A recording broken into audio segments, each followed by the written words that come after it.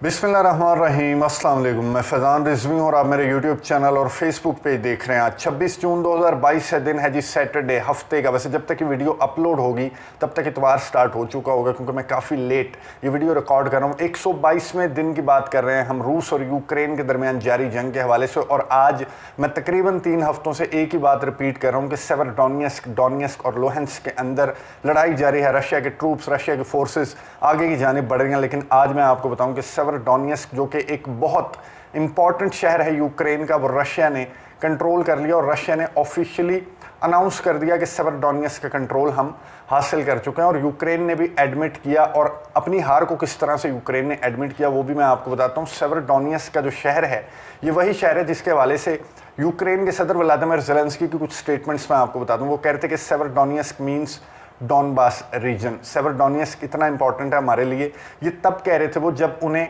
Long range lethal weapon नहीं मिला था। तो यूक्रेन के सदर ने कहा था कि सेवरडोनेस्क का मतलब है डॉनबास रीजन। हम सेवरडोनेस्क की लड़ाई जीत सकते हैं अगर हमें lethal weapon, long range missiles provide कर दिए जाएं। ये वही सेवरडोनेस्क है जिसके हवाले से यूक्रेन के ऑफिशियल्स ने, यूक्रेन की डिफेंस मिनिस्ट्री ने कहा था कि हम बेल्चों से लड़ेंगे लेकिन हम सेवरडोनेस्क अपने हाथ से नहीं जाने देंगे। तो आज रशिया ने डे टाइम में अनाउंस किया, गुज़िश्ता वीडियो में मैंने आपको बताया था कि रशिया ने कहा कि हमने सेवरडोनेस्क के अंदर हज़ारों जो ट्रूप्स हैं यूक्रेन के, उनका घिराव कर लिया और आने वाले चंद घंटों में हम सेवरडोनेस्क को भी कंट्रोल कर लेंगे और इन यूक्रेनी ट्रूप्स को भी हम गिरफ्तार कर लेंगे। तो यूक्रेन ने कहा नहीं, बिल्कुल गलत कहा रशिया ने सेवरडोनेस्क का कंट्रोल संभाल लिया, लेकिन एक भी यूक्रेनी ट्रूप वहाँ पर बाकी नहीं बचा था, क्योंकि यूक्रेन की जानिब से ऑर्डर्स दिए गए थे अपने ट्रूप्स को कि यहाँ से निकल लो, क्योंकि रशिया के फोर्सेस आ रही हैं। इसका मतलब है कि यूक्रेन ने खुद, यूक्रेन के गवर्नर ने अपने मुंह से एडमिट किया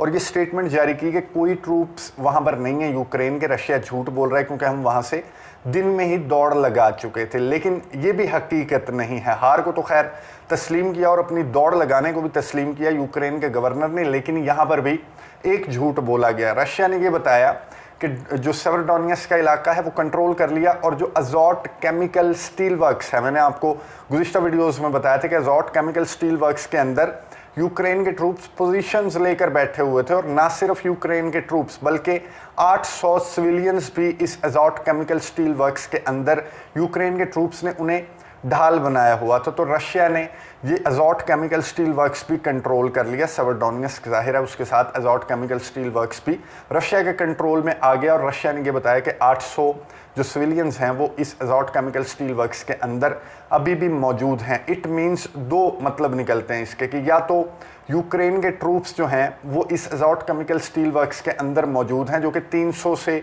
400 ट्रूप्स हैं जिनकी तादाद बताई जा रही थी गुज़िश्ता हफ्ते, या फिर दूसरी सिचुएशन ये है कि यूक्रेन के ट्रूप्स ने दौड़ लगाते हुए अजॉट केमिकल स्टील वर्क्स के अंदर से भी दौड़ लगाई और इन सिविलियंस को वहाँ पर छोड़कर भाग गए। ये तो उससे भी बुरी बात है, ये तो उससे भी ज़्यादा ज़िल्लत की बात है कि आप बेल्चों से लड़ने की बात कर रहे थे, आप आखिरी दम तक लड़ने की बात कर रहे थे, सिर्फ आप लीथल वेपन और लॉन्ग रेंज मिसाइल्स लेना चाहते थे जो कि आपको मिल गए, जिसके बाद आप पीछे हट गए और आपने सेवरडोनेस्क जो है वो छोड़ दिया। ना सिर्फ सेवरडोनेस्क बल्कि सिविलियंस को भी छोड़ दिया। जो आप, जब रशिया कह रहा था कि इन सिविलियंस को यूक्रेन ने ढाल बनाया हुआ है, तो यूक्रेन कह रहा था कि हम इन सिविलियंस को बचा रहे हैं। तो बचा रहे थे तो फिर इन सिविलियंस को छोड़कर क्यों भागे? खैर, यूक्रेन कहता है कि हम क्यों भागे, यूक्रेन कहता है कि हम जो ऊंची जगहें हैं ना, वहाँ से हम अपनी लड़ाई जारी रखेंगे। स्टेटमेंट जो है वो यूक्रेन की जानिब से जारी की गई कि हम ज़रा हाइट पे जो जगह है ना, वहाँ पर जा कर के लॉन्ग रेंज मिसाइल यूज़ करेंगे। क्यों ये ग्राउंड से यूज़ नहीं किया जा सकता कि आप ऊंचाई से बैठ के इसे यूज़ करेंगे? यूक्रेन ने कहा है कि हम लुहांस्क, जो थोड़ा बहुत अभी रहता है, कुछ विलेजेस लुहांस्क के कंट्रोल होना बाकी रहते हैं, तो यूक्रेन ने ये कहा है कि हम अभी भी जो है वो ऊंचाई से बैठकर अपनी जंग लड़ते रहेंगे और डॉनबास रीजन को हम रशिया के हाथ नहीं आने देंगे, फुली उसका कंट्रोल रशिया के हाथ में नहीं आने देंगे। लेकिन मैं आपको बता दूं कि आने वाले चंद घंटों तो नहीं कह सकते, चंद दिनों में ज़्यादा से ज़्यादा डॉनबास फुली जो है वो रशिया कंट्रोल कर लेगा। लेकिन उसके बाद क्या होगा, उसके बाद जो होना है उसको डिस्कस करने के लिए अमेरिका के सदर जो बाइडन निकल पड़े हैं, वो अटेंड करेंगे G7 कंट्रीज़ का, जो ग्रुप ऑफ 7 कंट्रीज़ हैं उनका समिट, और उसके बाद नेटो का समिट भी है जो बाइडन जो है वो अटेंड करेंगे। और उस समिट में, इन दोनों समिट्स में G7 में डिस्कस होगा चाइना, रशिया और नेटो समिट के अंदर डिस्कस होगा यूक्रेन और मल्दोवा। मल्दोवा क्यों, मैं आपको बता दूं कि यूक्रेन और मल्दोवा को मिली है यूरोपियन यूनियन का कैंडिडेट स्टेटस, जिस पर क्रेमलिन ने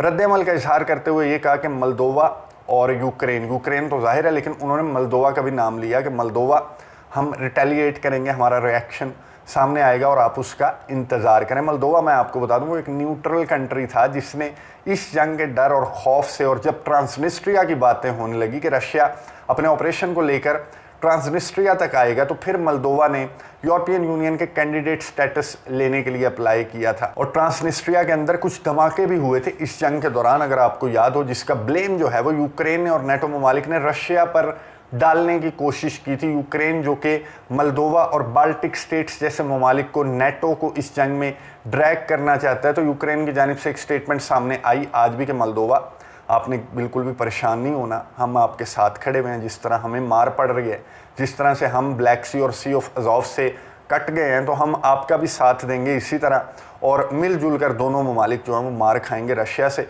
तो आपने परेशान नहीं होना, आपने डट कर रहना, और आपने बिल्कुल भी व्लादिमीर पुतिन की इन स्टेटमेंट से, क्रेमलिन के इन बयानात से आपने बिल्कुल परेशान नहीं होना, और आपने डट कर खड़े हो जाना। मल्दोवा भी जो है वो यूक्रेन की देखा देखी, और जिस तरह उसने देखा कि यूक्रेन का साथ दे रहे हैं यूरोपियन कंट्रीज़, नेटो ममालिक, तो मल्दोवा ने अपना स्टांस जो है वो सामने रखा हुआ है कि अगर हमारी टेरिटरी के अंदर दाखिल होने की कोशिश की रशिया ने, या इस जंग ने यूक्रेन का बॉर्डर क्रॉस करने की कोशिश की, जो हमारे से जो बन सका हम वो करेंगे। मल्दोवा का जो इशू है, मैं आपको बता दूं, मैं कमेंट्स बॉक्स में पिन कर देता हूं कि मल्दोवा का एक इलाका है ट्रांसनिस्ट्रिया, और रशिया के एक जनरल ने इस जंग के दौरान एक स्टेटमेंट दे दी थी कि हमारा जो ऑपरेशन है वो ट्रांसनिस्ट्रिया पर जाकर ख़त्म हो जाएगा। तो मल्दोवा को ये टेंशन है कि हमारा जो इलाका है ट्रांसनिस्ट्रिया वो इस जंग का शिकार ना हो जाए। तो वो जो ट्रांसनिस्ट्रिया का जो मामला है उस पर मैंने एक सेपरेट वीडियो बनाई है, और मैं कमेंट्स बॉक्स में पिन कर देता हूं कि अगर आपको ट्रांसनिस्ट्रिया का मामला नहीं मालूम, इस तनाज़े की डिटेल हिस्ट्री नहीं मालूम, तो मैं कमेंट्स बॉक्स में वीडियो पिन कर देता हूं, ज़रूर देखिए, क्योंकि आने वाले दिनों में जंग जो है वो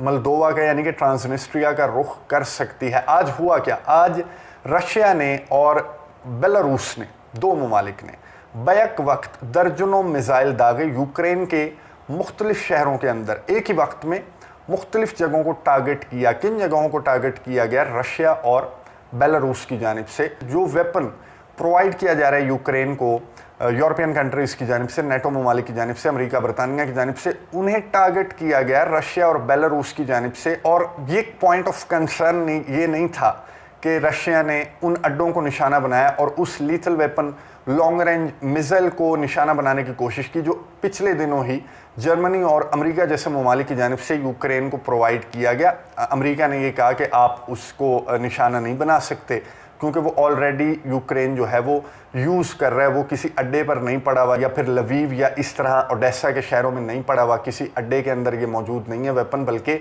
अमेरिका ने ये कहा कि यूक्रेन की फोर्सेस उसे ऑलरेडी मैदान जंग में उस लॉन्ग रेंज रॉकेट सिस्टम को इस्तेमाल कर रही हैं। तो पॉइंट ऑफ कंसर्न जो है वो ये नहीं था कि रशिया ने कामयाबी से टारगेट किया इन पॉइंट्स को या फिर नाकामी से टारगेट किया, ना ही रशिया की जानिब से, रशियन ऑफिशियल्स की जानिब से अभी तक जब मैं वीडियो रिकॉर्ड कर रहा हूँ तो ये क्लेम किया गया रशिया की जानिब से कि हमने सक्सेसफुली टारगेट कर दिया इस लीथल वेपन या लॉन्ग रेंज रॉकेट सिस्टम को। ऐसा नहीं अभी तक क्रेमलिन ने कहा। पॉइंट ऑफ कंसर्न क्या था?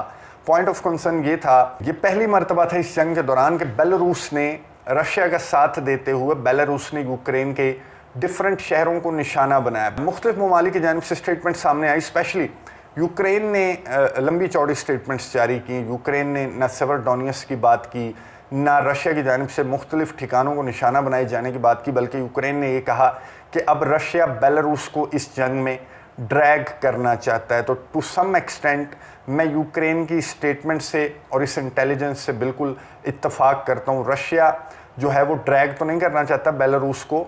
रशिया और बेलारूस जो हैं बहुत अच्छे दोस्त हैं, इत्तेहादी हैं।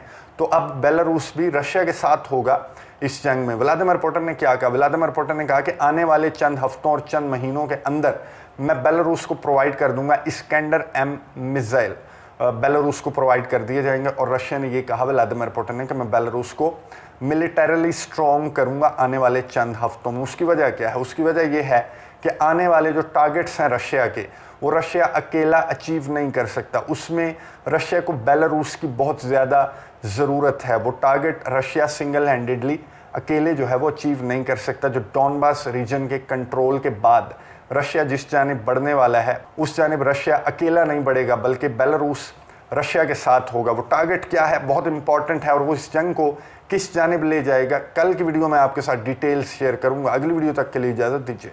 अल्लाह हाफ़िज़।